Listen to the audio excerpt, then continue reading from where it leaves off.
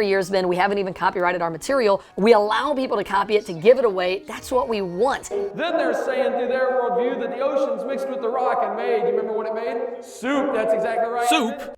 Why does Paul have to listen to the Hovinds all day? It's making me angry and hungry. Oh, don't be like that. He's new to hell. It's not easy having a giant octopus creature as house alarm, hellhounds eating your slippers all the time, and millipedes talking back to you when you want to squish them. I mean, he just wants to cling onto his earthly sanity. Not sure how Hovind helps with that. Maybe they're just more crazy than we are? But is it so wrong to try? Yes, I have to work in the morning. No, you don't. Okay, I don't, but that's just because I'm a useless slacker who should get a real job. And how am I supposed to focus on that with all that racket? You know what? Why not help him accustom a little by doing some old-style candy debunk together? But I wanted to work on my channel today. Yeah, sure. You're procrastinating on that one since days because you locked Nehemiah into your office when he came for his usual nighttime intercession. Remember? Do your friend a favor and go debunk candy with him. Come on. You can still make fun of people taking blurry pictures of streetlights when you get back. I promise they will still be here when you're done. There is no escape from hell. Fine.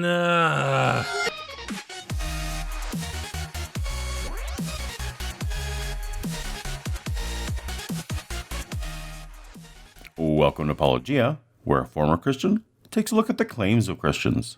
If you're new to the channel... Howdy, neighbor. Who you talking to? The millipedes in the corner. They won't tap subscribe no matter what I do. Tell me about it. So, how you enjoying your first apartment in hell? Figured you'd have cleared out the western decor by now. I can change the decor? I just assumed the saddles and rope were part of my personal torment. Oh yeah, as long as you have your Christmas decorations up before Halloween, you can do pretty much whatever you want. But speaking of torment, can you stop blaring those Hovind seminars all day? I can barely hear the wailing of the damned. Mephistopheles stopped by to let me know that the clips of Kent and his son Eric will play on endless repeat until I make response videos about them. What do you think? Help a brother out? I don't think so. I've been professionally ignoring Hovinds for years. It'll be a breeze. Oh, really? 10,000 years of this. It came alive and found somebody to marry and something to eat. Make it stop. All right, fine. Let's get it over with. What about this one? The Earth is spinning about 1,000 miles an hour. 1,000 miles an hour at the equator. But we got a problem. Is the problem that no one who actually lives on the equator would measure their speed in miles per hour? Most of the world moved on to kilometers per hour around the same time science created measles vaccines and birth control pills. But I know your family's against all those things. But the Earth is slowing down. The Earth is gradually getting slower and slower. Every year to year and a half, they have to add a second to the clock. They call it a leap second. I've heard of leap seconds before. Pretty sure that's a real thing. But I'm sure the Hovinds will give a source for this. 1990, Pensacola News Journal said, we have to add a tick to the clock because Earth's rotation is slowing down. Pensacola News Journal? I mean, if you live in Pensacola like Kent did and Eric still does, I'm sure it's a fine local newspaper. But surely you can do better for a science claim. According to an online archive, this particular December 12, 1990 edition of the Pensacola News Journal also included this piece of hard-hitting journalism. Anytime we have a parade, our business is stupendous, said Ernie Cribb, owner of the Tasty Freeze. I mean, no offense to the fine folks at Tasty Freeze, but you'd think that one of Kent's very legitimate doctor degrees would have given him access to research libraries for reference.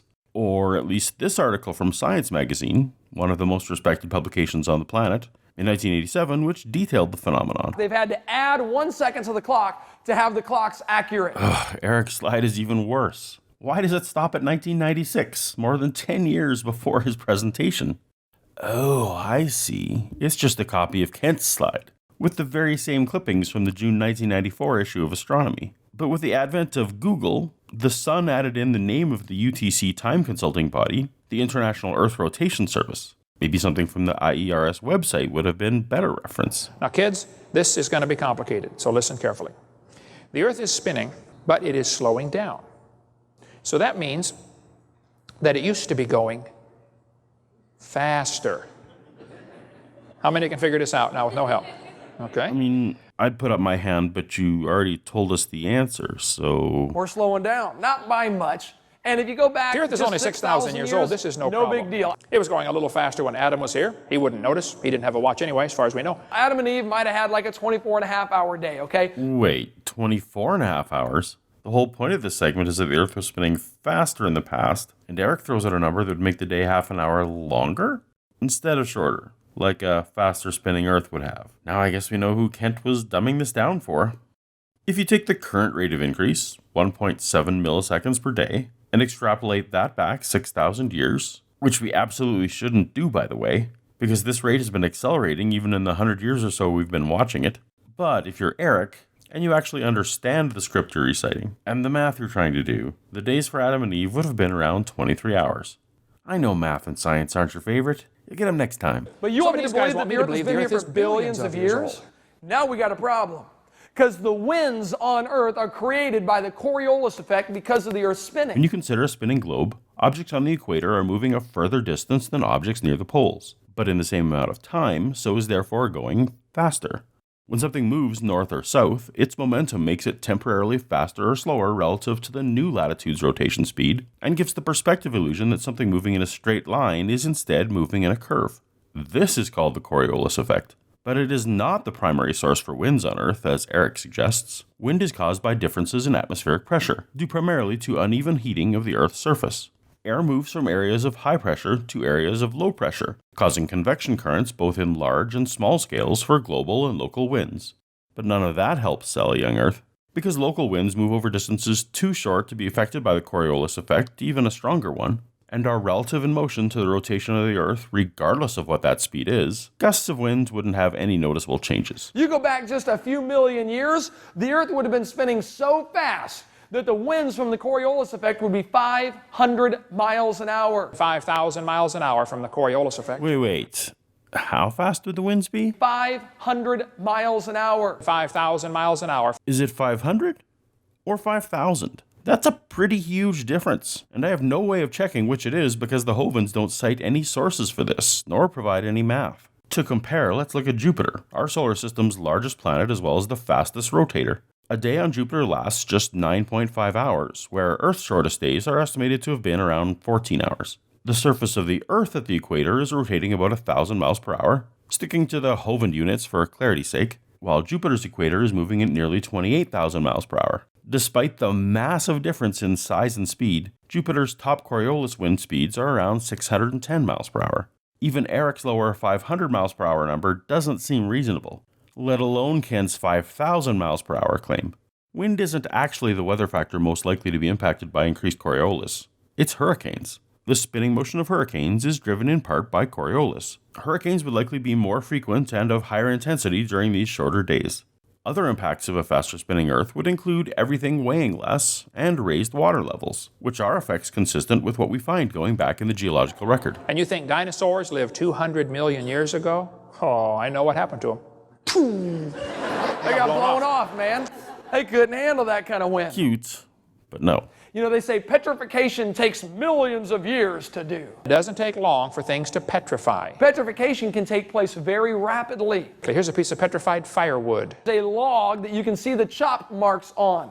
It was petrified. Solid rock now. World Explorer, page 65, and what is that, a phone number? What do you expect me to call up the World Explorer offices to ask them what World Explorer even is and what your offhand reference to chopped wood might possibly refer to? Wouldn't it have made more sense to use that space for an actual citation? But hey, what would these videos be if I didn't have to solve a puzzle every time I want to know what the hell you're even talking about, right? So I googled World Explorer and didn't get much useful back, so since your references usually tend to be some kind of obscure ancient issue of a magazine, I just popped magazine into the search and found this website, which looks like exactly the kind of thing I'd expect you guys to be using as a reference. And would you look at that, same area code, same prefix, and the line number, at least for the fax number, is just one single digit off the one you provided. I guess they must have changed their number a little bit since whenever you put it on your slide, but they're still in the same local area, so clearly this is the right place. And look at this, they have all their back issues available as PDFs. That's a pleasant change. A lot of the magazines you cite from like the 1990s only have paper copies, which makes them a real pain to get. Unfortunately, though, it only helps me to a limited extent because all you gave me was the page number. No volume number, no issue number. Because, well, you didn't expect anyone to actually check the source of your claim, right, Kent? What would be the point of that? Now, the funny thing is I don't even find it that dubious. I mean, this thing could very well have come from the Petrified Forest, but since you provide no information beyond just saying that, I'd like to at least get some kind of context from the person who actually published this in the first place. Maybe I can find a few more details on this object from there, which will be important if I'm going to discuss what it is and how it got that way. Now, you easily could have provided the relevant details on your slide, or at least in your speech, but that'd make it way too easy, I guess. Now, like I said, all the back issues are available for sale as PDFs, so I could try gambling a few bucks that the first issue has what I need. And here's my thinking on that. You don't cite a volume or an issue number, so it's possible that you're looking at an issue from the very first days of the magazine when they didn't put that stuff on the cover. I don't think they necessarily realized they were going to turn this into an entire series. Only question is, should I actually do it? Well, I'm going to have to see what this magazine's about, because I don't want to give money to something that I find offensively stupid, meaning both blatantly deceptive and reasonably successful at it, like the Hovinds. Just on principle, I would never give money to someone like them. But who makes World Explorer? Well, the magazine comes from the mind of a guy who brought you such compelling books as A Hitchhiker's Guide to Armageddon, The Free Energy Device Handbook, The Time Travel Handbook, Lost Continents and the Hollow Earth, and Vimana Aircraft of Ancient India and Atlantis. Well, that all does seem pretty stupid, but somehow I have trouble thinking this is actually convincing many people or causing much harm, because I bet this is sold somewhere between 0 and 1 copies per issue on average. I mean, look at that cover art. Come on. By the way, do you think this one's where John Pendleton got his Mexican pterodactyl idea? Who knows? It's possible. Anyway, I think it's okay if I boost this guy's bank account by like the cost of a McDonald's meal, as long as I think it's going to get results. I don't think I'm really contributing to dumbing down the planet, so let's try issue 1. The description page for the issue doesn't tell me how many pages it has, so hopefully it goes up to page 65. $15 on red, good sir. And no, it ends on page 44, and there's nothing in here about the Petrified Forest. Well, okay. There might still be hope, though. If Volume 1, Issue 1 goes up to page 44, then Volume 1, Issue 2 might start from there and go past 65 if this magazine is paginated by volume and not by issue, which is a bit of a stretch, but it is done sometimes, and I'm feeling lucky. And hey, I don't even buy lotto tickets. I can afford one more gamble here. So another 15 on red, good sir. Alright, Volume 1, Number 2. This is going to be the jackpot. I'm due for a win. By the way, $15 is a little much for a magazine you sold in paper form for $4.95, don't you think? Whatever. And the page number restarts from 1 and stops at 64. One short. Alright, so I'm down $30 and I still have no clue what you jackholes are even talking about, which to be fair is probably about as much of a clue as you have. Well, if I were a gambler, I might keep going, but $30 already feels like a big loss for me for nothing, and 45 is just way too rich for my blood. I mean, after all, these are US dollars we're talking about here, not my Canadian Monopoly money. So I'm out of luck. I'm definitely not getting a copy of whichever issue it is that contains this picture, if there even is an issue with that in it. I looked through the summaries of every issue and I didn't see anything that would imply anything about Arizona's Petrified Forest, which means that thanks to your garbage citation, I'm stuck with 0 context for your image, making it completely pointless to talk about and useless as evidence. I don't even have any idea if what you showed actually comes from the Petrified Forest, or if it's even petrified at all, and it's a total waste of my time to speculate when you've provided no useful information about the object. Next time, provide some details if you want your claim to be taken seriously as something that even requires an explanation in the first place. But I want to talk about at least something interesting before we move on, so instead of talking about your dumb thing, I'm going to quickly touch on something similar that people might find a little bit odd if they look up pictures of the Petrified Forest, which is that a lot of the trees there look like they were cut cleanly into chunks with something like a saw. Now, this isn't because of some ancient Paul Bunyan, it's because the quartz that these petrified trees are primarily made of is a hard, brittle crystal material that, unlike wood, tends to break pretty cleanly when it cracks, which happens fairly often from the stress when the trees are still encased in rock. Now, of course, that has nothing at all to do with your claim that one of these pieces of petrified wood has an axe mark in it, but I thought it was an interesting enough little fact and a similar enough phenomenon to be worth mentioning, because I could see some creationists bringing it up. I've got a petrified pickle. We've all been there, brother. Try giving your pickle a tickle. Should fix it right up. I've got a petrified pickle in my museum in Pensacola. Ah, dude. You ripped it off and stuck it in a museum? That's uncalled for. If your pickle's stiff, just put on a little moisturizing cream, rub it in thoroughly. The lid to the jar rusted off and the pickle turned to stone inside the jar. Oh, a literal pickle. Okay. We got the jar and the pickle. Come on up and see it. How about this petrified pickle? Uh-huh. Well, the first thing I notice is you full-on doxed the guy who found it. And this isn't from some old Kent video from 1,000 years ago when people somehow still didn't see a problem with giving people's addresses out to thousands of viewers at a time. No, this is from Eric's speech, which is from, well, actually even Creation Today doesn't provide a year, which doesn't surprise me at this point. But PureFlix says it's from 2009. That is way past when you should have known better, dude. Anyway, what's the claim here exactly? The pickle jar was somewhere. The lid rusted off for some reason, and the pickle apparently turned to stone. Okay, well that's not exactly much to go on, is it? Can we start with some details? What environment was it in? For how long? What sort of process do you believe occurred to make it this way? Is there any sign of a similar process happening on the jar itself? If not, why not? Where did the minerals come from that replaced the organic material if the pickle was just sitting in a jar? What minerals are they? Is your icky pickle sitting in a substance or is it in an empty jar? Have you done any sort of tests on this? Or did you just get this thing from some rando with no information and unquestioningly stick it in your museum because you thought it was funny looking? Those are just the first few questions that jump to mind, and they're very important, and you haven't addressed any of them. There are so many questions that you need to answer before it makes any sense to give any credence to your claim here. But you apparently weren't smart enough to realize you should, or maybe you just didn't want people to have the answers. So now we have 2 claims in a row where you haven't provided enough basic information to even make your claim worth taking seriously in the first place. I'm sensing a trend here. Now, having said all that, just to point out how terrible you are at presenting information, here are some other photos that I found on Google of this so-called pickle. Yes, I went and did the work for you, that's what I do. I guess my viewers can decide for themselves if this looks anything like a pickle to them at all. I'd say it doesn't in the least. I don't think a pickle was ever involved in any stage of the production of this object. Now, I might be more convinced if you showed me evidence that the petrification process actually preserved something of the pickle's structure like you see in petrified trees. But literally all you have here is that you think it's shaped kind of like a pickle, which it's not, and that when you got it, it was in a pickle jar. Not a sealed pickle jar, a jar with the top rusted open. So it seems to me the simplest explanation here is R. David Cosby found a rock he thought looked kind of pickly, so either he thought it'd be funny or he thought it'd help his creationist cause if he stuck it in an old pickle jar and mailed it to you with a dishonest little note attached. No, I think this is a rock. And as for what kind of rock it might specifically be, I'm no geologist, of course. Longtime viewers will be familiar with my deep, abiding hatred of rocks of all kinds since a rock shot my cousin. But here are some rocks that look roughly similar. Bastards. One kid sent me a bag of petrified acorns with a little note. He said, Brother Hovind, I put these acorns in the water to hope they would sprout, and I forgot about them. 10 years old, you know. Next spring, my mom found the bucket on the back porch and said, son, get rid of these acorns. He said, in less than a year, they turned to stone.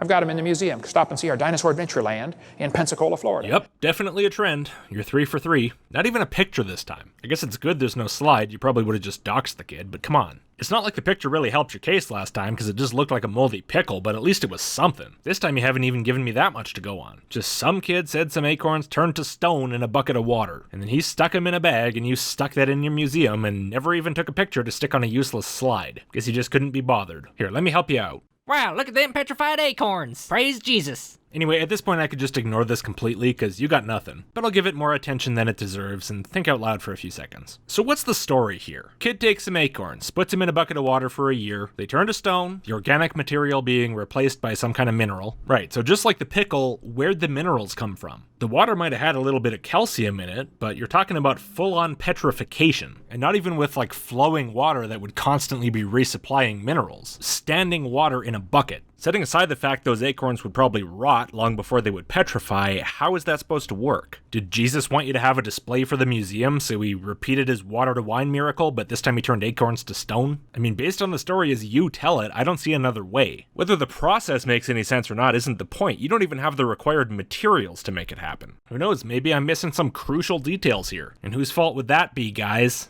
Here's a petrified fish giving birth. How about a mother Ichthyosaur giving birth to a baby and it's petrified while giving birth? It doesn't take millions of years to give birth.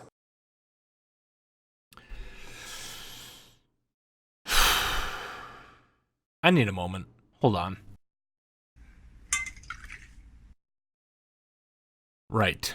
Kent, can you please repeat that? Here's a petrified fish giving birth.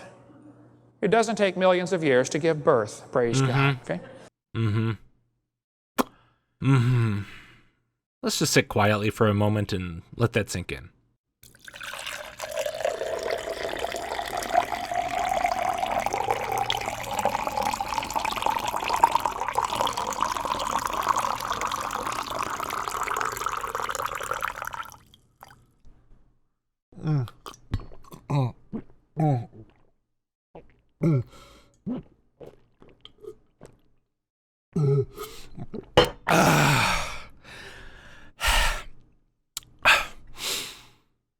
Okay, so the argument is petrification doesn't take millions of years because this animal was giving birth while the fossilization occurred, and birth does not take millions of years. So therefore this fossilization, I guess, must have taken minutes at most. How didn't the scientists notice that? It's so obvious. You're a regular Sherlock Holmes, Kent. Clearly these animals must have been fossilized while the mother was actively giving birth the whole time. That's the only plausible explanation. Assuming, of course, that they didn't just die during the birth and then got fossilized over a long period of time like normal, which I guess we're assuming for some reason.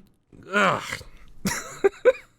You know, Kent, I've encountered a lot of truly stupid thoughts from you in the past. The worst examples I can think of are, how did a pre-cellular life form find someone to marry so it could reproduce sexually? And why would an organism choose to reproduce instead of just evolving the ability to live forever and then be happy? Now, I'm not sure this one tops those, but it's definitely up there. For your argument to make any sense at all, this fish had to be alive and actively giving birth while it fossilized. Even if fossilization happens relatively fast like you claim, that thought is so dumb that at first I didn't even believe a grown man could possibly say it. I had to listen back a few times trying to come up with a more charitable interpretation, but no luck. At least your son is a little bit smarter than you are. Let's hear his version. How about a mother ichthyosaur giving birth to a baby and it's petrified while giving birth? See? He was smart enough not to call this Ichthyosaur a fish. It's not a fish, Kent. It's a reptile. Eric was smart enough to avoid that problem. He's a brilliant lad by your family's standards. But unfortunately, it seems like even the most brilliant Hovind isn't smart enough to understand why saying the reptile was petrified while giving birth makes you sound about as smart as the fossil we're talking about. These animals did die during the birth, certainly. And then, like the slide said, were probably buried rapidly under sediment which prevented scavenging and rot. That does not mean or imply that the mother stayed alive and kept giving birth as it turned into a fossil. Just being buried does not turn you instantly into a fossil, and it's not exactly conducive to staying alive either. Kent, Eric, how do you people even manage to get through the day without tying your shoes together or poking out your own eye with a fork? One final thing I notice is this slide also has a phone number. So far, every single slide in at least one of your versions has had either a phone number or an address. What are you hoping to achieve with that? How about this? It's a cowboy boot with the cowboy's and the leg cowboy's still leg in is it. still in it. Petrified, turned to solid rock. Ouch. It's on the table now. There's an article about it. It's called the Limestone Cowboy.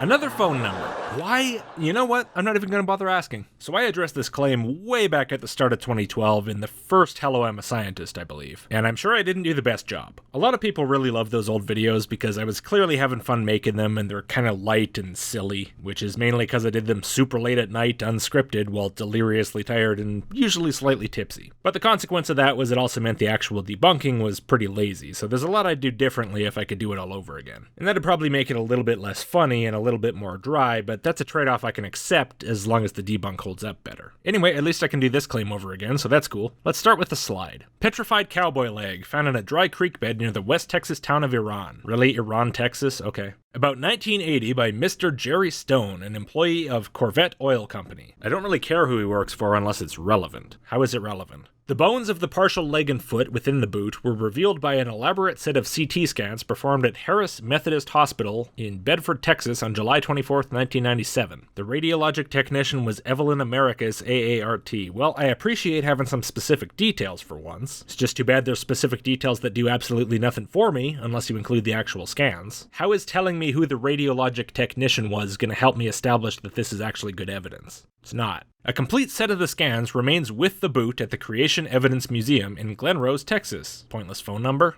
Well, that's great, Kent. Scans exist showing there are bones in the boot. Okay. Well, I'm not heading to Glen Rose to get a copy from Carl Baugh himself, so I'll just take your word for it, I guess, because, to be honest, I'm not particularly skeptical that there actually are foot bones in the boot. If I go to the Bible.ca page that you sorta kinda cite, there's a high-quality image there, and I can even see the spongy bone above all that dry mud. Very strange for a supposedly fossilized bone, might I add. If that's fossilized bone, that should all be filled up with some sort of mineral. But yeah, it looks like a bone. Probably some poor cowboy had a real hard day at some point. The question you left totally unaddressed, despite it being the only relevant question here, is did the CT scans that you mentioned find that these were fossil bones or just bones? I mean, the wording implies it's just bones. Bible.ca says the same thing. Only the contents of the boot are fossilized, not the boot itself, demonstrating that some materials fossilize more readily than others. If you say so, why? Surely if those bones are fossilized and the leather was in the same environment, something would have happened to it. So that seems more to support the obvious hypothesis that none of it is fossilized. The bones of the partial leg and foot within the boot were revealed by an elaborate set of CT scans, blah blah blah.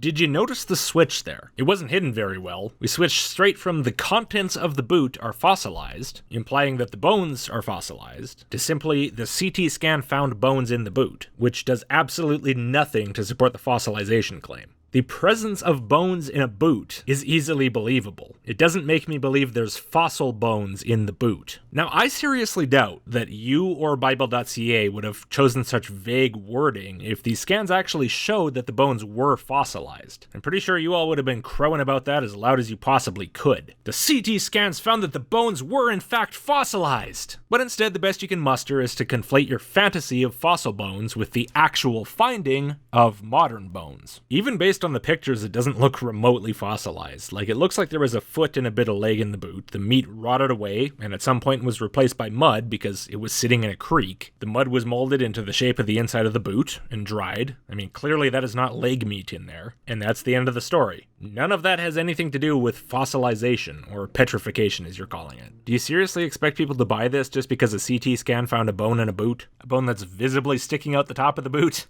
Petrification does not take millions or billions of years, okay? It can actually happen very quickly. Does not take long. If you say so, I'm sure it must be true, Eric, but nothing you've said here has supported that claim in the least. You suck at evidence and you suck at arguments. Do better. And by the way, of all the people you could have uncritically copied the arguments of, your dad was not a good choice. So some people claim petrification takes a long time. No, it doesn't. Asserting it a second time doesn't make it more convincing. We even got petrified teddy bears. Well, at least you have a picture of a teddy bear. You got any details to give me? Test results? Anything?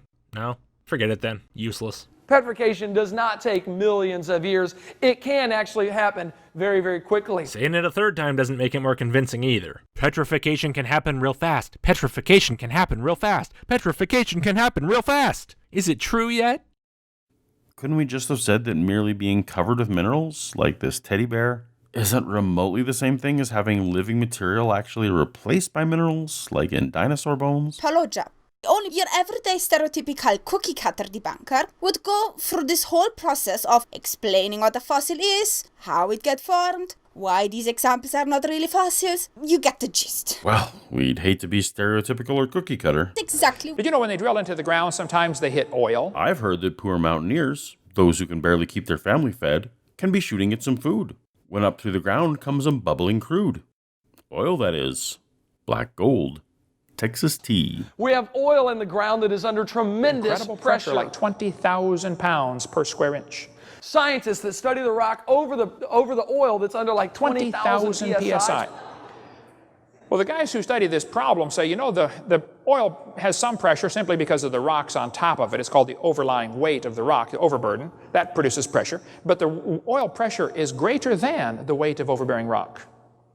So this should have cracked the rock and equalized the pressure in less than 10,000 years. Well, as helpful as Kant's very specific attribution of the guys who studied this is certain to be, I see that there's an actual article referenced on the screen, so before we get too deep, let's look at that source. Creation Ex Nihilo, Volume 12, Number 2. Well, that certainly sounds like a balanced, peer-reviewed source. It seems the magazine has since been renamed Journal of Creation. Not sure if that's better or worse. But either way, looks like we're in luck and the whole magazine is archived online for free. Are you kidding me? And we're looking for the article How Fast Can Oil Form by Andrew Snelling. Oh. If you're a regular watcher of my Ham and Egg News show, you might remember Snelling as the Answers in Genesis employee who sued the National Park Service after they ruled that his request to take rock samples from the Grand Canyon was without scientific merit. Now, they eventually caved, no pun intended, and let Snelling in about 2 years ago. Wonder when we can expect his old earth-shaking findings to be published. But I digress.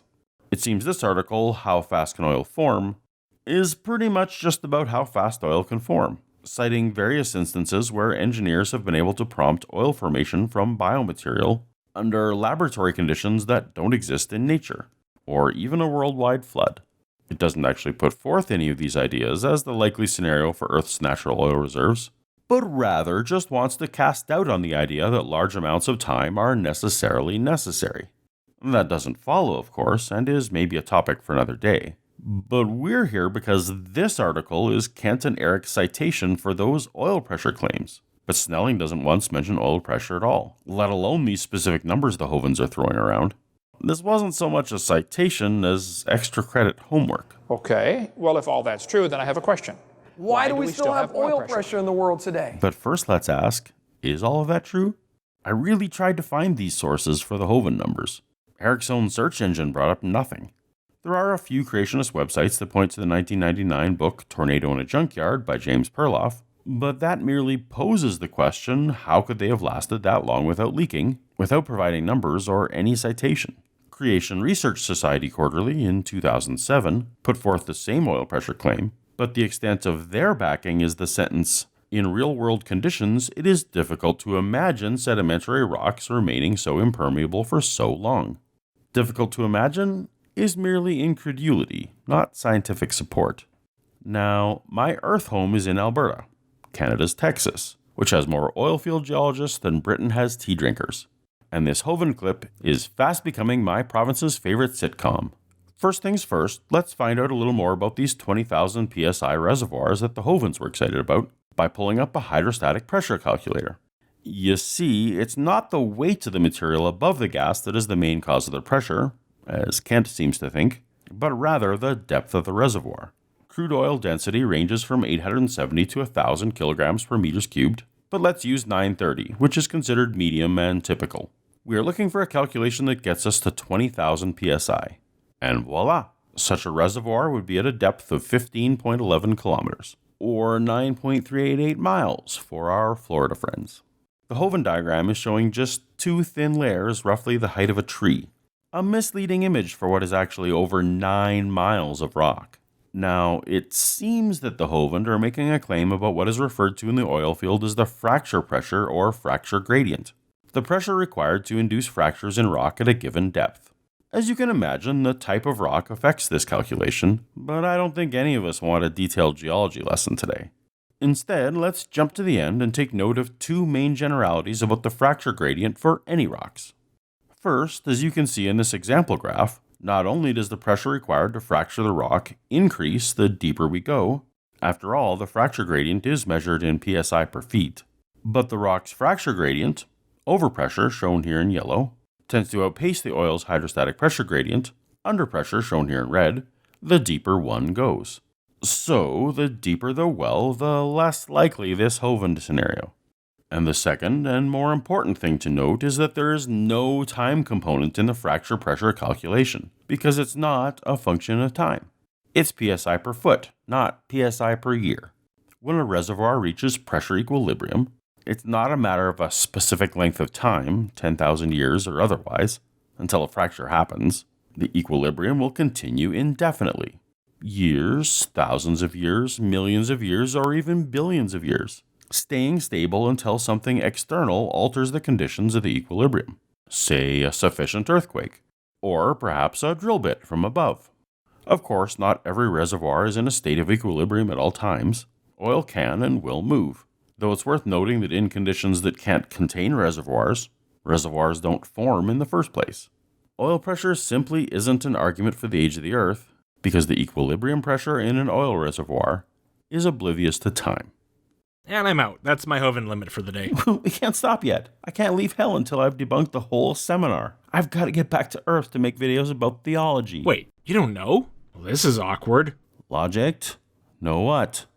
What don't I know? Well, you see, it seems that when I summoned you here, I must have split the timeline or created an alternate version of you or some similarly ridiculous science fiction trope, which means there's still a Paulogia up on Earth making videos on your channel while you're stuck here in hell. He's doing pretty well, apparently got in some kind of fight with William Lane Craig. But I wanted to fight with William Lane Craig. So anyway, good news, buddy. No hurry to get back. Come on by for dinner sometime, and bring some dinner. Another Paulogia?